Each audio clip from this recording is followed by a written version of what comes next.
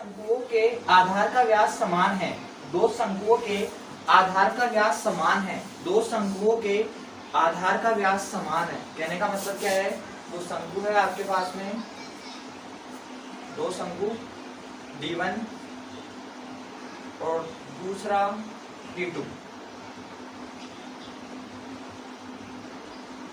दूसरा क्या है? D2। ठीक है। दो शंकुओं के आधार का व्यास ये, आधार का व्यास ये है ना, तो D1 बराबर D2। दिया क्या है? D1 बराबर D2। ये दिया है अपन को, क्या है?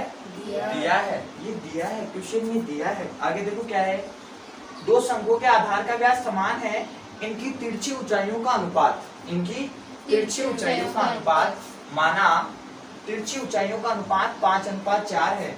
यदि छोटे शंकु का वक्र पृष्ठीय क्षेत्रफल, छोटे शंकु का वक्र पृष्ठीय क्षेत्रफल माना, अपन को मानना पड़ेगा यहाँ, और दिया क्या है? छोटे शंकु का वक्र पृष्ठीय क्षेत्रफल दिया है, जो दिया है उसको लिख लेते एक बार। तो छोटे शंकु का वक्र पृष्ठीय क्षेत्रफल, छोटे शंकु का वक्र पृष्ठीय क्षेत्रफल कितना है बच्चों? कितना है?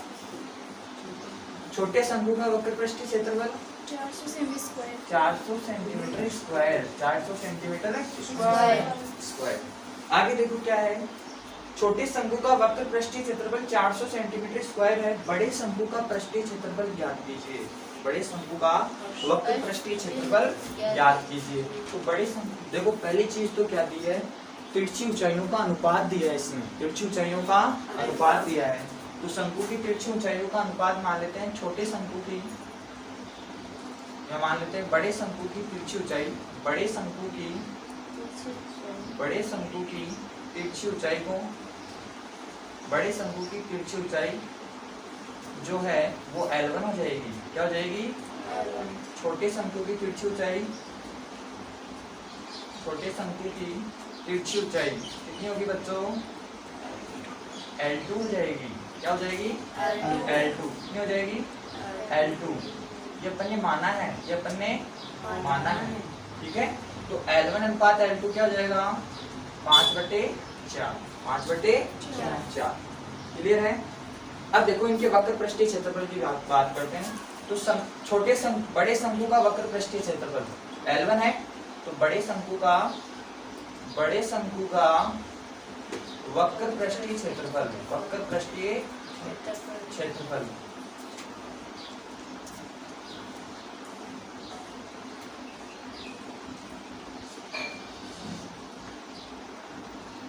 बटे छोटे शंकु का वक्र पृष्ठीय क्षेत्रफल बराबर 5/4। बड़े शंकु का तो अपन को ज्ञात करना है, तो बड़े शंकु का वक्र पृष्ठीय क्षेत्रफल, बड़े शंकु का वक्र पृष्ठीय क्षेत्रफल बटे छोटे शंकु का कितना दिया है? 400 सेंटीमीटर स्क्वायर बटे 400 बराबर 4। ठीक है, तो बड़े शंकु का वक्र पृष्ठीय क्षेत्रफल क्या आएगा? बड़े शंकु का वक्र पृष्ठीय क्षेत्रफल बराबर 5/4 गुणा 400, 5/4 गुणा 400। ये कितना कट हुआ? 100 बार। कितनी बार? तो बड़े शंकु का वक्र पृष्ठीय क्षेत्रफल कितना आएगा?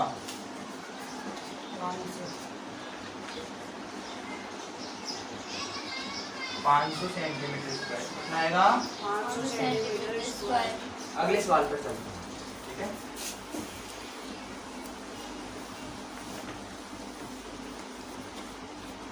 देखो क्या है अगला सवाल क्या है। एक शंकु की तिर्यक ऊंचाई और त्रिज्या का अनुपात, एक शंकु की, ध्यान से पढ़ो प्रश्न को, एक शंकु की तिर्यक ऊंचाई और त्रिज्या का अनुपात 7:4 है। एक शंकु की तिर्यक ऊंचाई और त्रिज्या का अनुपात 7:4 है। यदि इसका वक्र पृष्ठीय क्षेत्रफल 792 है, 792 वर्ग सेंटीमीटर है, तो इसकी त्रिज्या ज्ञात कीजिए। इसकी त्रिज्या ज्ञात कीजिए। क्या कहा है? एक शंकु की तिर्यक ऊंचाई और त्रिज्या का अनुपात दिया है। एक शंकु की तिर्यक ऊंचाई और त्रिज्या का अनुपात दिया है, तो दिया गया क्या है L अनुपात R बराबर 7/4। 7/4 ये प्रश्न में अपन को दिया है, ये प्रश्न में अपन को दिया है। एक शंकु की त्रियक ऊंचाई और त्रिज्या का अनुपात अपन को दिया है 7/4 और शंकु का वक्र पृष्ठीय क्षेत्रफल, शंकु का वक्र पृष्ठीय क्षेत्रफल, शंकु का वक्र पृष्ठीय क्षेत्रफल क्या आएगा बच्चों, क्या दिया है 792 ये अपन को दिया है प्रश्न में। तो शंकु का वक्र पृष्ठीय क्षेत्रफल क्या होता है, क्या होता है बच्चों, पाई आर एल, क्या होता है बराबर 793। पाई की वैल्यू 22/7 गुणा आर मल्टीप्लाई आर। एल को देखो, एल की वैल्यू निकलेगी बच्चों यहाँ से, अपने पास में दिया है L/R बराबर 7/4। यहाँ से अगर L की वैल्यू निकालनी है मेरे को, तो L बराबर क्या लिख सकता हूँ मैं 7/4 मल्टीप्लाई आर। इसको इससे वज्र गुणा करवा दी, इसको इससे वज्र गुणा करवाने पर L की वैल्यू जो बनी वो 7/4 मल्टीप्लाई आर बना। अब देखो L की जो वैल्यू है वहां से पुट कर देते हैं अपन, 7/4 मल्टीप्लाई आर इक्वल्स टू 792। 792। अब यहाँ से इसको 7 से 7 कट जाएगा, ये यहाँ पर डिवाइड के जाते मल्टीप्लाई हो जाएगा, तो 22 इंटू आर को 8 से मल्टीप्लाई किया, आर स्क्वायर 792 मल्टीप्लाई 4। तो आर स्क्वायर की जो वैल्यू बनेगी वो 792 गुणा 4/22। ठीक है, इसको 22 3 66। ठीक है, 22 3 66 कितना बचा, कितना बचे यहाँ पे, कितना बचेगा 22 3 66 घटा दो, 9 13 132 हो गया। 132 22 6 गए 132, 22 6 गए 132। तो आर स्क्वायर बराबर कितना हो गया 4 144। आर की वैल्यू क्या निकलेगी √144। वर्गमूल का चिन्ह लग गया, स्क्वायर को हटा दें, सामने वाली संख्या पर वर्गमूल का चिन्ह लग जाता है। यहाँ से आर की जो वैल्यू आएगी वो आएगी 12 सेंटीमीटर। कितना आएगी 12 सेंटीमीटर। आर का जो मान है अपने पास में, आर का मान आने पर इसने कहा कि शंकु की त्रिज्या ज्ञात कर लीजिए। आर का मान आने के बाद में आपसे ये भी पूछ सकता था ये कि शंकु का संपूर्ण पृष्ठीय क्षेत्रफल ज्ञात कीजिए, शंकु का वक्र पृष्ठीय क्षेत्रफल ज्ञात कीजिए, शंकु का आयतन ज्ञात कीजिए, वो भी निकलवा सकता है। लेकिन इसने केवल त्रिज्या का मान पूछा है, आर का मान पूछा है, जो अपन ने निकाल दिए। और अगले सवाल पर चलते हैं। क्या कहा है, 9 मीटर ऊंचे शंकु के आकार के एक टेंट के आधार की परिधि दी है। शंकु का आकार का एक टेंट लगा हुआ है, उसके आधार की परिधि दी है। तो शंकु का आधार क्या होता है, एक वृत्त, और एक वृत्त की परिधि क्या होती है, वृत्त की परिधि क्या होती है 2πr। इसका मतलब अपने पास में जो मान मिल गया, h की वैल्यू मिल गई 9 मीटर, शंकु के आधार की परिधि 2πr = 44 मीटर,